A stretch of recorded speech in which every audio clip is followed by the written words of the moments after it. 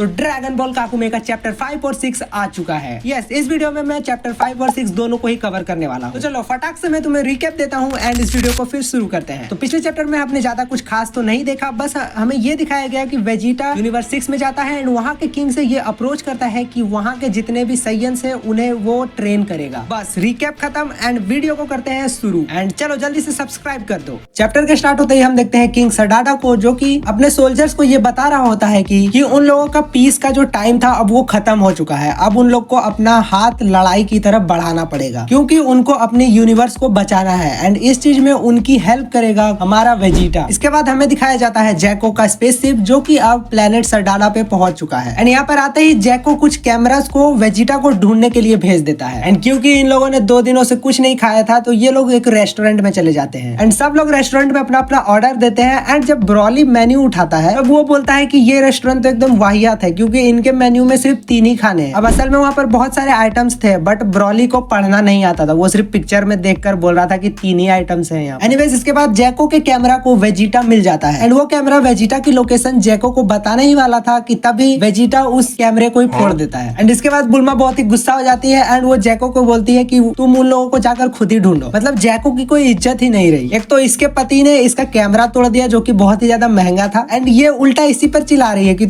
तुम्हारी गड़बड़ है, तुम ही जाकर उनको ढूंढो। सारी उम्र उसके बाद थोड़ी देर इधर उधर खोजने के बाद जैको को फाइनली वेजिटा मिल जाता है। उसके बाद ये लोग आते हैं उसी रेस्टोरेंट में जहाँ पर बुल्मा और बाकी सब बैठे होते हैं। अब ये लोग जब यहाँ पर पहुंचते हैं तो बुल्मा काबा को हेलो बोलती है एंड वो पूछती है कि आखिर ये दोनों कौन है, क्योंकि बुल्मा टूर्नामेंट ऑफ पावर में तो नहीं थी तो उन लोगों को तो नहीं पता है कि आखिर केल और कॉलीफ्ला कौन है। तो वेजिटा ये बोलता है कि मैं अपनी वाइफ को ऐसी फालतू बातें नहीं बताता। एंड इसके बाद कॉलीफ्ला और काबा वहां से चले जाते हैं, उन लोगों को कुछ काम होता है इसीलिए। एंड केल भी वहां से जाने वाली होती है बट बुल्मा उसे बोलती है कि तुम हम लोग को गाइड करोगी तो तुम्हें कहीं नहीं जाना होगा। इसके बाद ब्रॉली और केल का आई टू आई कांटेक्ट होता है, लेजेंडरी सुपर सैयन। फिर ब्रॉली अपना नाम बताता है एंड केल भी अपना नाम उसे बता देती है। एंड ये सब देखकर चिला को उधर गुस्सा आ रहा है। चिला कौन है? तो चिला ब्रॉली की गर्लफ्रेंड है। उसके बाद केल उनको प्लेनेट सरडाला के डाउनटाउन में ले जाती है जहाँ पर कुछ बिल्डिंगे हैं, कुछ झूले वगैरह लगे हुए हैं एंड बहुत सारे लोग हैं। सीरियसली भाई यहाँ पर मैं फाइट देखने के लिए आया था, ये लोग मेला में घूम रहे हैं एंड यही चीज हमारा वेजिटा भी सोच रहा है। एंड उसके बाद ये लोग थोड़ा इधर उधर गेड़ियां मारते हैं एंड यहाँ पर इनको 3 छपरी मिलते हैं जिनको की बुल्मा मार के सुधार देती है एंड वहां से भगा देती है। क्योंकि ब्रॉली के पास कोई शर्ट नहीं था एंड उसकी बॉडी इतनी खतरनाक थी कि लड़कियां उस पे फिदा हो जा रही थी एंड इसीलिए बुल्मा उसे एक सूट काइंड ऑफ दे देती है जो कि मस्त लग रहा है ब्रॉली पे। ब्रॉली को ये पहले ठीक नहीं लग रहा होता है बट जब चिला बोलती है कि ये तुम पर अच्छा लग रहा है तब ब्रॉली भी बोलता है नाइस। मतलब देख रहे हो जब पसंदीदा औरत बोल दे कुछ तो सब चलता है। इसके बाद सीन शिफ्ट होता है एंड हम देखते हैं कि वीस अब गोटेन एंड ट्रंक्स की ट्रेनिंग को स्टार्ट करने वाला है। अब इस ट्रेनिंग में वीस गोटेन एंड ट्रंक्स को फ्यूज करने के लिए नहीं बोलता है, वो बोलता है कि तुम लोगों को बिना फ्यूजन के ही गोटेंग्स के पोटेंशियल तक 1-on-1 जाना पड़ेगा। मतलब कि अपने अंदर के डीमन को हराना पड़ेगा एंड फिर अपने आप से ही उस लेवल को रीच करना पड़ेगा जिससे कि उन लोगों को आगे चलकर फ्यूज ना करना पड़े। इस चीज को करने के लिए उन लोगों को 20 ट्रेनिंग देगा जिसमें कि पहली ट्रेनिंग ये है। अब इस ट्रेनिंग में होने क्या वाला है तो यहाँ पर एक डिवाइस है जिसमें कि बीच में एक बॉल रखा हुआ है एंड 2 साइड पर हिट करने के लिए ऑप्शंस बने हुए हैं एंड जब भी ये लोग किसी भी साइड से हिट करेंगे तो बॉल जो है वो मूव करेगी इधर उधर। बट जब ये दोनों एक साथ ही दोनों साइड से पंच करेंगे तो ये बॉल बीच में ही रहेगी एंड यहीं पर वीस ये बोलता है कि तुम लोगों को सेम इंटेंसिटी और सेम फोर्स के साथ पंच करना है दोनों साइड से, ये जो बॉल है बीच में वो फट जाए। तो चलो explanation done and training start. अब इनकी ट्रेनिंग का रिजल्ट क्या आता है वो हमें पता चलेगा आगे। उससे पहले हम आते हैं वेजिटा पर, जहाँ पर वेजिटा ने सरडाला प्लेनेट के 3 स्ट्रॉन्गेस्ट मैन को खड़ा कर दिया है एंड बाकी सारे सोल्जर्स को ये बोला है कि वो लोग 4 ग्रुप्स में आएंगे एंड इन तीनों से फाइट करेंगे। अब इस जगह पर कॉलीफ्ला थोड़ा रफ बिहेव कर रही थी तो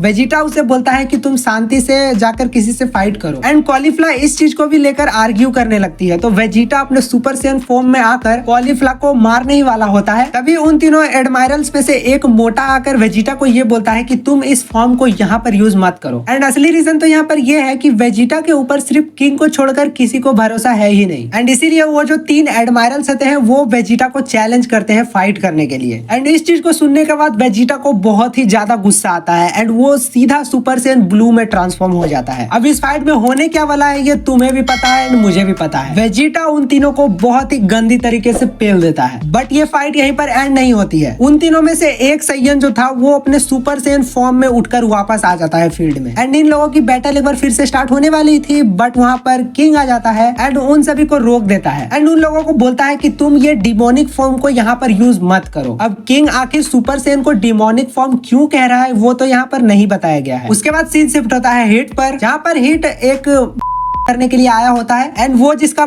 ने आया होता है उसे वो मारने ही वाला होता है, बट उससे पहले फ्रॉस्ट उसे मार देता है। यस, काइंड ऑफ फ्रॉस्ट अब हिट को इरिटेट कर रहा है पूरी तरीके से एंड काइंड ऑफ हिट यहाँ पर उससे फ्रस्ट्रेट होकर उसे बोलता है कि तुम यहाँ से चले जाओ। तो फ्रॉस्ट उसे बोलता है कि मैं यहाँ से चला जाऊंगा, बट उससे पहले तुम्हें मुझसे फाइट करना पड़ेगा।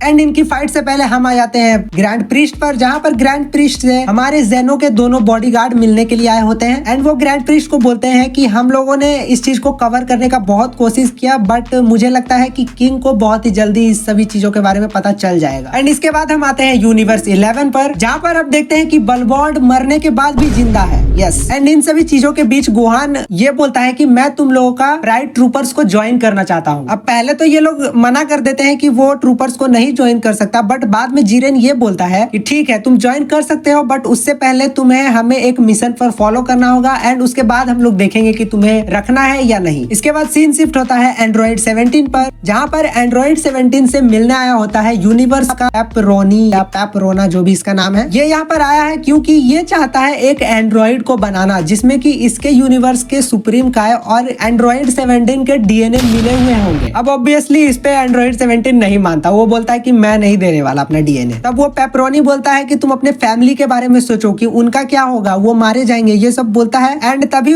एंड्रॉइड की फैमिली भी वहां पर आ जाती है एंड वो बोलते हैं कि हम सब मारे जाएंगे क्या डैड। एंड इन सभी चीजों को सोचने के बाद एंड्रॉइड फिर मान जाता है उसके प्लान के लिए एंड इसी के साथ यहाँ पर ये चैप्टर एंड हो जाता है। अब इसके आगे के चैप्टर में बहुत ही ज्यादा मजा आने वाला है क्योंकि आगे के चैप्टर में हमें गोहान बहुत ही मस्त स्टाइल में देखने को मिलने वाला है। एंड तब तक के लिए तुम लोग कमेंट में मुझे ये बताओ कि वेजिटा क्या उन लोगों को अब ट्रेन करेगा या नहीं। एंड साथ ही में ऐसी और वीडियोस देखने के लिए चैनल को सब्सक्राइब कर लो और वीडियो को लाइक कर दो। एंड तब तक के लिए मैं तुम्हें मिलता हूँ इन वीडियोस में।